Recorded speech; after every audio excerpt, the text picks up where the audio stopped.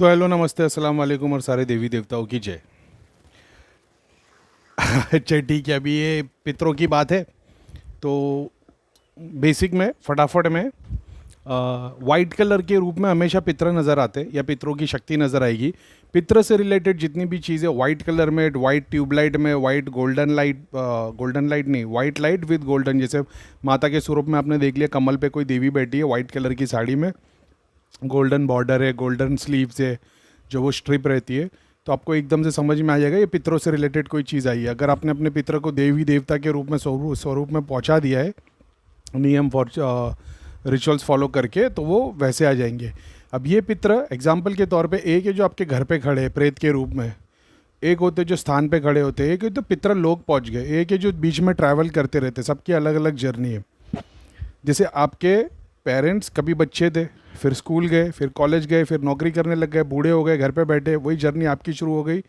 तो जिस लाइफ में उसी लाइफ का जिस चैप्टर को आप खोलोगे तो आपको जवानी, बुढ़ापा सब देखने को मिलता है। उसी तरीके से एंसेस्टर्स की लाइफ होती है, मरने के बाद उनकी जर्नी शुरू होती है। अब वो घर में कई साल तक रुकते या भटकते या किसी के शरीर के अंदर रहते, उन्होंने अगर पाप कर्म किए तो नर्क के हिसाब से जो 7 सिंस है वो 7 हेल्स है, अपना 7 पाताल लोक है, 7 दोजक के द्वार है। यही हमारी बॉडी के साथ चक्र है। तो कोई काम वासना से भरा पड़ा था, कोई लोभी था, कोई भूखा था, किसको खाने का शौक था, कोई ग्रीडी था, तो अपने ही फैमिली मेम्बर्स के सूक्ष्म रूप जो 7 सिंस वाले हैं उसी में ट्रैवल करता रहेगा। उसी तरह जैसा आप सपने में ट्रैवल करते रहते और आपकी जर्नी ख़त्म नहीं होती, क्योंकि आँख खुलती तो आपको पता लगता है सपना था, उनकी आँख कभी नहीं खुलती जब तक उनको रियलाइजेशन ना हो। भगवान ने जब तय करके रखा है जब तक वो ना हो वो घूमते रहते। अब वो कहाँ कहाँ घूमेंगे? आपके शरीर के अंदर, आपके घर के अंदर, आपके घर के धागा ताबीज़ यंत्र वगैरह वगैरह स्थान में, वो इधर से उधर जिसकी एनर्जी हाई होगी वहाँ वो खींच लेगी, फिर वहाँ पे ढीला पड़ेंगे, वहाँ से वो बाहर निकल जाएंगे। ऐसा है, जैसे हमने खाना खाया, हमको शक्ति आ गई, खाना खाने के बाद हम लोग थोड़े से फिर 4 घंटे के बाद में एनर्जी लो हो जाती है, जैसे एग्जाम्पल के तौर पे काम कर रहे तो वैसा प्रभाव उन पे भी पड़ने लग जाता है। देवता हमेशा कलरिंग रूप में दिखते, और प्रेत वगैरह जो भी है अपने काले रंग में दिखते हैं। फिर काले रंग का पोर्टल, उनका कवच हटाएंगे तो वो कवच नहीं, एक पर्दा है, उनको हटाएंगे तो फिर उनका सूक्ष्म रूप जो रियलिटी है वो दिखता है। फिर उसकी सोर्स से जाओगे तो जगह दिखेगी। देवता ज़्यादातर कलरिंग रूप में दिखते हैं। अगर आपको काले रंग में देवता दिख रहे हैं, एग्जाम्पल के तौर पे आपको कृष्ण भगवान या विष्णु का अवतार काले रंग में दिख रहा है, उसका मतलब ये है कि सामने वाले ने तंत्र से विष्णु भगवान को पाया है। तो जब आप सात्विक देवी देवता काले रंग में देखोगे तो आपको ये समझ में आ जाएगा कि ये जो भी देवता को पूजा है इसने तंत्र के रूप में पूजा है। कलरिंग देखोगे तो सात्विक तरीके से, जाप ध्यान से भोग चढ़ाओगे तो उनमें ग्रॉस पार्टिकल बढ़ने लग जाएंगे। जैसे थोड़ा एग्जाम्पल के तौर पे जो ट्रांसपेरेंसी होती है वो, उसमें जो ओपेकनेस होती है वो कम होती चली जाती है। पहले यानी कि अभी मेरे को नहीं पता इसको हिंदी में कैसे बताओ, लेकिन जितना ज़्यादा भोग चढ़ाओगे वो ग्रॉस होने लग जाएंगे, कलर कम होने लग जाएगा, ग्रे पार्टिकल बढ़ने लग जाएंगे, थोड़े सूक्ष्म से थोड़े फिजिकल दिखना शुरू हो जाएंगे, ऐसा होता है। और फिर अगर आप हवन वगैरह रिचुअल्स फॉलो करते हैं फिर तो कलरिंग, और चारों तरफ से वो गैलेक्सी जैसे स्टार फूट रहे, ऑरा बना हुआ है, 360 अलग अलग चक्र बने चारों तरफ से घूम रहे, जैसे वो मेरे ख्याल से उसको क्या बोलते हैं, वो एटम बम फटता है तो वो निकलते हैं वो जो रेडिएशन, तो वो रेडिएशन के जो मॉलिक्यूल का डायग्राम देखोगे तो कैसे उसमें एक सर्कल हॉरिजॉन्टल, दूसरा वर्टिकल, फिर तीसरा ऐसा कर्व है, वैसा करके सब घूमते हुए चारों तरफ दिखाई देते। ये वो देवी देवता होते जो फुल चार्ज, और फिर उनकी डिपेंड करता है उनके ऊपर कितने कवच लगे, या जाप से है या हवन से या कर्मा से, वो उनके सूक्ष्म रूप को देखा जा सकता है।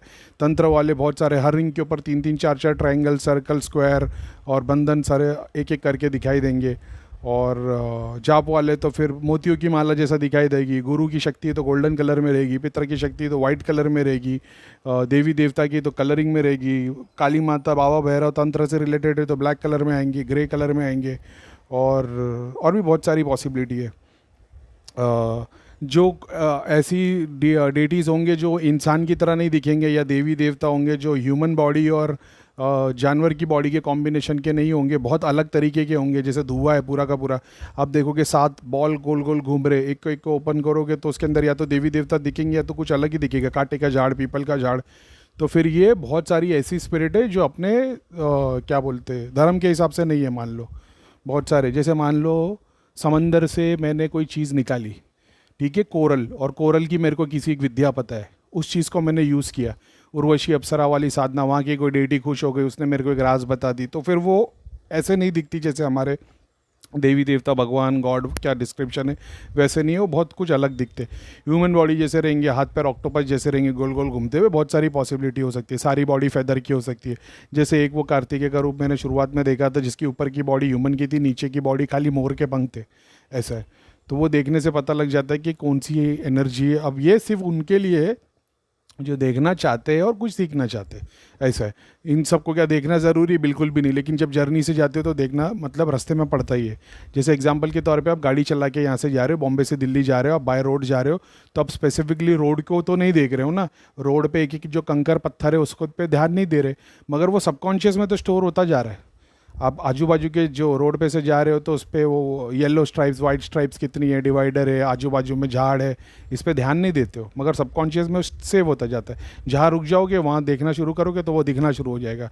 एस्ट्रल विजन जर्नी ऐसी होती है कि आप जर्नी पे निकले, बहुत फास्ट निकलते चले आओगे, लेकिन कहीं रुक जाओगे तो वहाँ की स्पीशीज़ को देखना शुरू कर दोगे, वहाँ पे क्या चल रहा है, वहाँ पे क्या नहीं चल रहा है, लेकिन जिसके पीछे भाग रहे थे वो आगे निकल जाएगी, ऐसा है। तो खैर ठीक है, अब यही यही वाली बात है कि पितरों के स्थान बना दिए।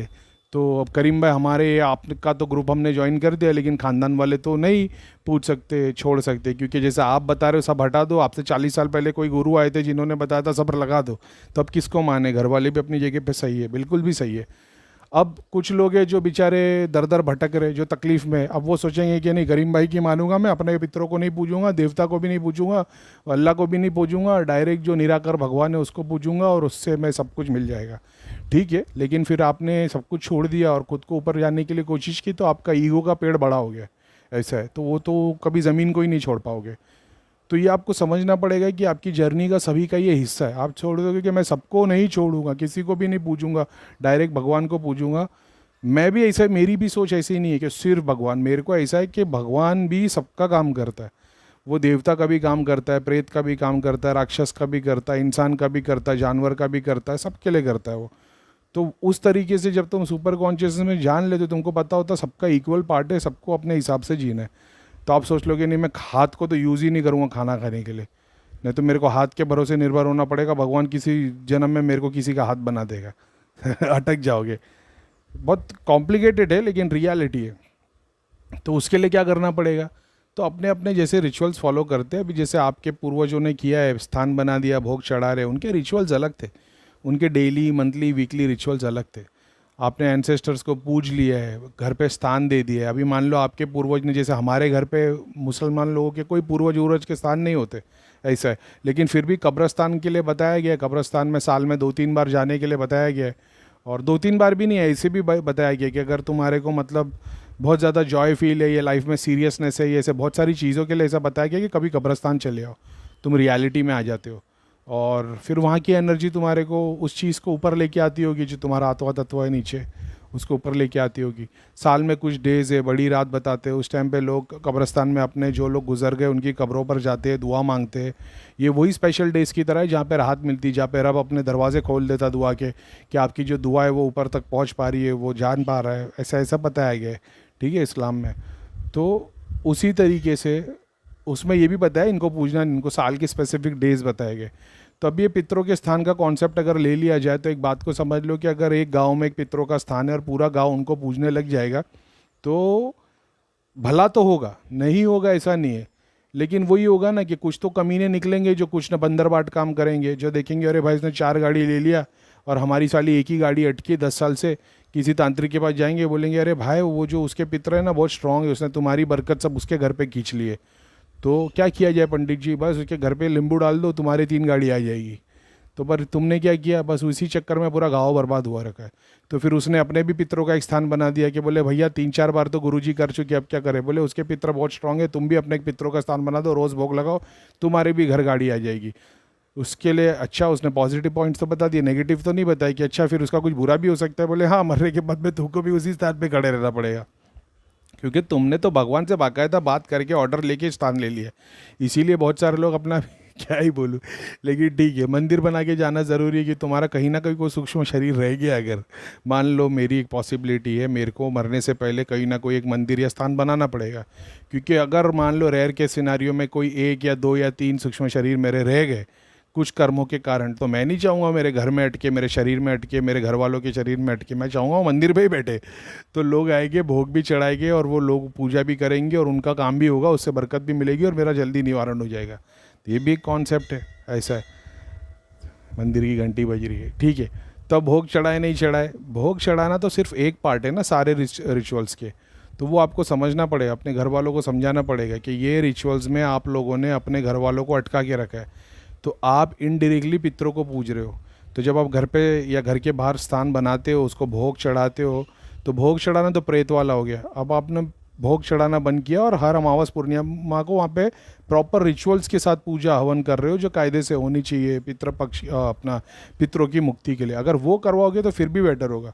बोले भैया इसके लिए तो पैसे ही नहीं है, तो फिर वो खुद को तुम्हारे को थोड़ा सेक्रीफाइस करना पड़ेगा, फास्टिंग करनी पड़ेगी, जाप ध्यान करना पड़ेगा, ताकि तुम उसके ऊपर थोड़ा निकलो। ऐसा है। फिर वो पितर प्रेत के रूप में नहीं है तो सूक्ष्म रूप में आ जाए, वाइट कलर में तो आ जाए। फिर वाइट कलर में आएंगे तो फिर वो कम से कम थोड़े साफ़ हो जाएंगे। अब कोई पितरों को भोग चढ़ा रहा होगा तो फिर से काले हो जाएंगे, लेकिन फिर बाद में तुम्हारा पावर इतना हो जाएगा, तुम्हारी जप शक्ति, तुम्हारा तप इतना हो जाएगा कि सामने वाला 30 दिन तक भी भोग चढ़ाएगा और तुम एक बार दुआ करोगे तो वो पूरा भोग की शक्ति गायब होकर उनको पूरा सूक्ष्म वाइट कर देगी एक ही दिन में। एक ही दिन में क्या, 15 मिनट में। ऐसा है। अब वहाँ से दुआ कर दोगे, लेकिन घर वाले फिर से वही चोरी कर रहे, झूठ बोल रहे, दारू पी रहे हो, फिर से काला होते चले जाएगा। तो ये दोनों तरफ से काम करना पड़ता है। मेरे को भी काम करना पड़ेगा, आपकी फैमिली मेम्बर्स को भी काम करना पड़ेगा। ये अब पितर का रोल इंपॉर्टेंट है। अब देखने को जाएंगे तो यार वो पितर है कि प्रेत है। अभी एग्जांपल के तौर पे भगवान क्या है पूछ लो सामने वाले को, बोले नहीं क्या चाहिए, भगवान चाहिए, ठीक है 3 दिन का भूखा रह लेना। वो रह ही नहीं पाएगा भाई, वो 12 घंटे 24 घंटे का तो पागल हो जाएगा, क्योंकि उसको सबसे ज़्यादा ज़रूरत पड़ेगी खाने की। तो उस वक्त में खाने का रोल भगवान का हो गया, समझ रहे हो। तो वो भगवान कहाँ से, जीरो से लेकर इन्फिनिट तक वो सब जगह है, तो वो इक्वल इंपॉर्टेंस रखता है। तो आप जब पितरों का स्थान बना रहे हो, आप अगर उसके सही रिचुअल्स फॉलो कर रहे हो, तो मान लो आपने उसको प्रेत की तरह नहीं पूजा है, रिचुअल्स फॉलो कर रहे हो, वो वाइट हो गए, गोल्डन हो गए और आप प्रोटेक्टेड हो गया, वो पितर लोग की तरफ यात्रा करने निकल गए। 40 डेज लगेंगे, आप लोग को कोई गलत काम नहीं करना है, वो निकल जाएंगे पितर लोग की तरफ। अब आप तो वो कर नहीं रहे हो, और हम हर अमावस पूर्णिमा में स्टेटस चेंज होगा। जैसे एक की मुक्ति कराओगे तो पीछे और 4 भटके हुए, उसके भी गेट खुल जाएंगे, वो भी भाग भाग के आएंगे। तो आप सोचोगे एक की मुक्ति करा दी सब हो गया, नहीं, जितने अटके हुए सब आएंगे भाई, एक के पीछे एक के पीछे एक। जैसा आपने करेक्ट रिचुअल्स फॉलो नहीं किए, उसी तरह आपके बाप ने भी नहीं किए, उनके बाप ने भी नहीं किए, उनके परदादा ने भी नहीं किए, उन्होंने तो धर्म ही अलग कर दिया था। तो ये तो अलग अलग डायमेंशन में अटके हुए। जब तुम पूर्ण पूर्ति करने निकलते हो तो ये एक गेट खुल खुल के आते हैं, कहाँ कहाँ से भटके हुए, और फिर तुमको इनके लिए काम करना पड़ता है। आहिस्ते आहिस्ते जाते हैं, जितने जाते आशीर्वाद देके जाते, भला ही होता है तुम्हारा। तो वो उस तरीके से देखना है। अब या तो तुमने स्थान दे दिया, उसके रिचुअल्स को फॉलो कर रहे हो, फिर मटेरियल बेनिफिट तुम्हारा हो रहा है। जैसे ही मटेरियल बेनिफिट में लॉस हो रहा है, बाबा भगत भगत बोल रहे हैं कि तुम्हारे पितर किसी ने बांध दिए, जाओ नारियल चढ़ा दो, 108 नारियल चढ़ा दो, कपड़ा चढ़ा दो, हल्दी कुमकुम चढ़ा दो, तुम्हारा काम हो जाएगा। जो शक्ति तुम्हारे इस पितृव्य स्थान पे आ गई थी, वो देख रही है, रोज़ भोग चढ़ा रहा है, चलते चलते तुम्हारे पीछे घर तक आई है वो, समझ रहे हो। तुम रोज़ उसको भोग ला के दे रहे हो। गाय को जहाँ पे रोज़ एक जगह पे चारा मिलता है, कहीं ना कहीं वो गाय फिर पीछे पीछे चल के जाती, देखने को चारा आके इधर से रहा है, क्योंकि उसको तो भूख लग रही है, तो उसको पता है आज तो चारे वाला आया नहीं, तो वो वहाँ जाने की कोशिश करती है। वैसे प्रेत भी आपके पीछे चले आते हैं आपको भोग लेने के लिए, क्योंकि वो तो देख रही है तो हमारे लिए लेके आ रहा है, तो क्यों वहाँ से घर से बेचारा खेतों तक चल के आ रहा है। हम तो हमारे को घर पे ही स्थान दे दे, हम वहीं पे ले लेते भोग। तो ऐसी कॉम्प्लिकेशन एक के बाद एक बढ़ती चली आती स्थान बनाने के बाद में। सेम चीज़ देवता के लिए, दरगाह के लिए भी लागू हो जाती है। ऐसा है, लेकिन उनकी शक्तियाँ बहुत बढ़िया थी, क्योंकि उनको पूरा गांव पूज रहा होता है, बहुत सार्वजनिक हो जाते हैं, उनको भोग चढ़ रहा होता है, रिचुअल्स फॉलो कर रहे होते हैं। तुम एग्जाम्पल के तौर पे जाप पूजा करते हो, मंदिर में जाते हो सर्टन प्रॉब्लम के लिए, उसमें से थोड़े से तुम्हारी जाप पूजा के फल देवता ले लेते और रिटर्न में तुमको मटेरियल बेनिफिट दे देते। तो ये गिव एंड टेक तो चलता रहता है, दरगाह में, मंदिर में, सार्वजनिक देवालय में ये सारी चीज़ें चलती रहती है। अब वो ये पितरों के स्थान पे फिर तुम रिचुअल्स को फॉलो करते हो, नहीं करते हो। अब पितरों को फॉलो करने लग जाओगे, करेक्ट रिचुअल्स फॉलो करोगे, उसमें से मुक्ति हो जाएगी। लेकिन इनडायरेक्टली तुम्हारे पूरे परिवार ने क्या किया, पितरों को पूज लिया। तो भगवत गीता के अकॉर्डिंग तुमने पितरों को पूज लिया, मरने के बाद में तुम पितृलोक में पाओगे। तो अब पितृलोक में पाओगे कि शरीर के पितरों में जुड़ जाओगे या पितरों के स्थान पर खड़े हो जाओगे, वो तुम्हारी चॉइस है, समझ रहे हो। तो अभी वही बात है कि वो है कॉम्प्लिकेशन तो है, अब वो अपने ही कर्म है जो अपने को आए। अभी आप बोले भाई अब फिर तो कर्म है तो भुगत ही लेंगे, तो फिर ऐसे ही भुगतो, मरने के बाद भी यही हाल रहेगा और 3000 साल तक ऐसे ही भटकते रहोगे। कहीं ना कहीं तो जागना पड़ेगा ना कहीं तो रियलाइज़ करना पड़ेगा कि नहीं भाई ये गलती हुई है, ये तो नहीं बोल सकते भाई। भगवान ने तो बोल दिया कर्म के हिसाब से सब कुछ होगा, लेकिन उसने ये भी बोला है दुआ किस्मत बदल सकती है, तो दुआ कमाने के काम कर लो फिर। तो दुआ कैसे कमाए भैया, अभी तो हमारे पास कुछ नहीं है, तो फिर सेल्फलेस सर्विस करो। समझ रहे हो, मैं भी धाम में जब जो भी 2-3 साल सेवा किए हो, तो मैं कोई पगार पे नहीं आता था, अपने पैसे खर्चे करके आता था, 7 दिन वहाँ पे रहता था, मेरे को वहाँ से कुछ नहीं मिल रहा होता था। पूरे ग्रुप भी अपन ने चलाए, 1 महीने का कमिटमेंट था, वो ग्रुप को 8 महीने चलाए, सारी फीस भी ली, धाम में भी दे दी, क्रिया के पैसे से सारंगपुर में हवन भी कर दिया, और उसके बाद भी हमारे को खिताब क्या मिला कि ये चोर है। और गुरु का झंडा सबसे ऊपर, फिर कुछ नहीं बोल सकते। मैं कुछ भी नहीं, थोड़ा टाइम तकलीफ में गए, फिर शनिदेव महाराज ने एक ऐसी झलक दिखाई कि फिर सब टेंशन ही हट गया। बोले ठीक है, जो मांगा था वही मिला है, बहुत अच्छे, समझ में आ गई बात। तो वो भी ज़रूरी है, वो भी समझाता अलग अलग डायमेंशन में। आज उसी के भरोसे कुछ ना कुछ बात होगी ना कि आज तक करीम भाई किसी दूसरे गुरु के पास नहीं गए, क्योंकि समझ में आ गया गुरु का धंधा क्या है। समझ रहे हो, और हम तो गोली गुरु ही है भाई, हम तो कोई सच्चे गुरु ही नहीं, सारी दुनिया सच्ची गुरु है, हम ही गोली गुरु है। लेकिन ठीक है, सब कुछ करने के बाद भी सेवा, लोक सर्विस, सेल्फलेस सर्विस, लोक सेवा, अपने जेब का खर्चा करके, गांव का पूरा जमा करके, स्कूल का बना के, स्टूडेंट की फ़ीस लेके स्कूल के प्रिंसिपल को दिए, तो भी लाती पड़ी। ठीक है, बड़े सपने थे अपने, भगवान ने कुछ और चाहा था कि भाई किधर और जाके सेवा कर, यहाँ पे 200 करोड़ का मंदिर भी बन जाएगा तो कुछ मतलब का नहीं है, ज़रूरतमंद की मदद कर। समझ में आया, फिर वो करना चालू किया तो भगवान ने उससे ज़्यादा अच्छा फल दे दिया। फिर किसी धाम की ज़रूरत नहीं पड़ी, इतने सारे धाम जहाँ जहाँ घूमने थे वहीं का सर्कल बना दिया, वहीं की शक्तियों को एक साथ जोड़ दिया, उसी को अपने त्रिलोक नगरी के नाम से आप मदद मांग रहे हो, आपको हेल्प मिल रही है। समझ रहे हो, तब वही है कि अगर मैं भी अपने ही पितरों को पूजने जा रहा होता, अपनी प्रॉपर्टी क्यों नहीं छूट रही है, मेरा जो पैसा चार्ज, अभी क्या बोलूँ यार, तो इतना पैसा जो मेरा अटका हुआ है वो ही नहीं छूट रहा है, यही चक्कर में बाबा भगत लोग के पास घूम रहा होता तो शायद नहीं मिलता।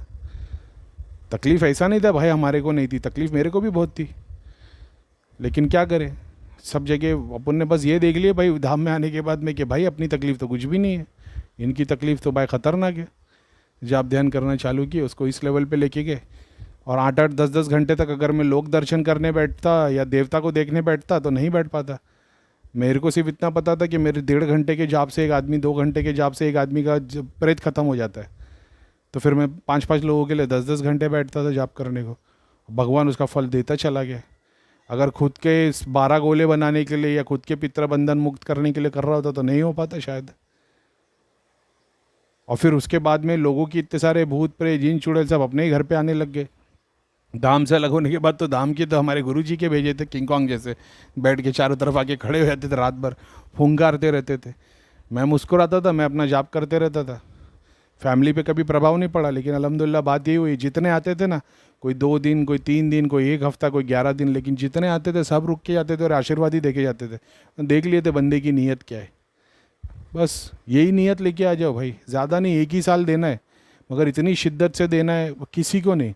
फिर ऐसा है कि भाई बोले भाई ठीक है करीम भाई देख लेंगे, लेकिन आज की डेट में वो कल का कल देखेंगे, आज की डेट में पितरों को पूजना है तो आज की डेट में पितरों को पूज लेते, लेकिन जाप ध्यान भी करेंगे। तो जाप ध्यान भी करो, स्क्रिप्चर्स भी पढ़ो, फिर पितरों के यहाँ पे स्थान पे चले भी जाओ, वहाँ पे थोड़ा भोग भी चढ़ा दो, मंदिर में भी चढ़ा दो, दरगाह में भी चढ़ा दो, सारे रिचुअल्स को फॉलो करो। जब सबका करने लग जाओगे तो फिर तुम्हारी स्थिति भगवान जैसी हो जाएगी, जो सबका पूरा करने की कोशिश कर रहा है। तो भगवान जब देखता है कि मेरा काम करने में कोई मेरी मदद कर रहा है तो फिर भगवान उसकी मदद करने लग जाता है। और अपने तो 2 ही हाथ है और उसके इन्फिनिट हाथ है, फिर वो इतने जगह से देना शुरू करता है कि तुमको समझ में नहीं आता कि कहाँ से लूँ। ये एक सच्चाई है, एक्सपीरियंस के साथ बोल रहा हूँ, किताब से पढ़ के नहीं बोल रहा हूँ, यही सिखा सकता हूँ। मेरे को कुछ भी नहीं जाएगा गोली ज्ञान देने को, एक नारियल लो, 3 कवच लगा के दे देते हो, उसको जाके रख देना, काम हो जाएगा। आप रख के आ जाओगे, बोले भैया 8 दिन तो बहुत अच्छा था, सब खराब हो गया, अच्छा हाँ दोबारा क्रिया हो गई होगी, फिर से 11,000 लगेंगे, 2 नारियल लगा लेते हो। ये हराम का धंधा मैं करता नहीं, बस इतनी सी बात है। खैर ठीक है, चलो तो बस यही बात थी। ये सब थाल वाल के चक्कर छोड़ो, सिस्टम को समझो, प्रेत को पूजना है, देवता को पूजना है, क्या पूजना है। पितरों को भोग चढ़ा के मतलब नहीं होगा, पितरों के नाम पे चैरिटी करने से होगा, जाप करने से होगा, लोगों को बिठा के जाप करने से होगा, लोगों को बिठा के लंगर कराने से होगा, लोगों को बिठा के स्क्रिप्चर्स पढ़ाने से होगा, खुद फैमिली मेम्बर स्क्रिप्चर्स पढ़ने से, ये सब चीज़ों से पितरों का भला होगा। ऐसा है, ठीक है। ये बेचारी जिस सिस्टर ने भेजी है कि करीम भाई मेरे साथ में ऐसा ऐसा हुआ है, तो उनके घर पे पितरा पूजे जा रहे हैं, वो कुछ नहीं कर सकती। अपनी शक्तियों के एक्सेस से उनको उतनी चीज़ें तो मिल गई, क्या वो चीज़ें देख लेंगी, पितर साफ हो गए, थोड़ा बहुत कर्म कर लेगी पितरों के सिद्धियों को यूज़ करके, उसी को फल मिल जाएगा थोड़ा बहुत। अब वो खुद के लिए नहीं मांगेगी और प्रे करेगी कि नहीं मेरे को कुछ नहीं चाहिए। जब पितरों की सिद्धियाँ उसको इतनी सारी मिलेगी लोक कल्याण करने के लिए, और वो प्रे करेगी कि नहीं आप मुझे सिर्फ आशीर्वाद दो, तो अब क्योंकि पितरों का कुछ कम नहीं हुआ और आपने दुआ मांगी, वो और ऊपर उठ जाएंगे। नहीं तो होता ये था कि आपने पितरों से मांग रहे हो, पितर भाई गाड़ी करवा दो, नौकरी करवा दो, शादी करवा दो, वो अपनी एनर्जी यूज़ कर रहे हो, वो आधे हो जा रहे, तुम्हारा काम हो रहा है, फिर तुम चार पैसे कमा रहे हो, फिर तुम उनके लिए पूछ रहे हो, वही सर्कल में घूमते रहो। लेकिन जब तुम दूसरों के लिए करते हो, रिटर्न में कुछ मांगते नहीं हो, या उनसे जो ले रहे हो उसका 10 गुना ज़्यादा बेटर करके दे देते हो, तो यूनिवर्स तुम्हारी इतनी जगह से मदद करने लग जाती है कि फिर बाद में कुछ कोई चिंता ही नहीं रह पाती। ठीक है, तो वही देखो क्या है। मेरा वो वीडियो भी देख लेना, कुल देवता, इष्ट देवता, पितृ देवता वाला। कितनी सारी चीज़ें मैंने एक सिंपल कॉन्सेप्ट से एक्सप्लेन की है कि कैसे मैंने दूसरों के काम करके ये सारी चीज़ों को अचीव किया है। खैर, सलाम वालेकुम, जय श्री देव, वंदे मातरम, भारत माता की जय।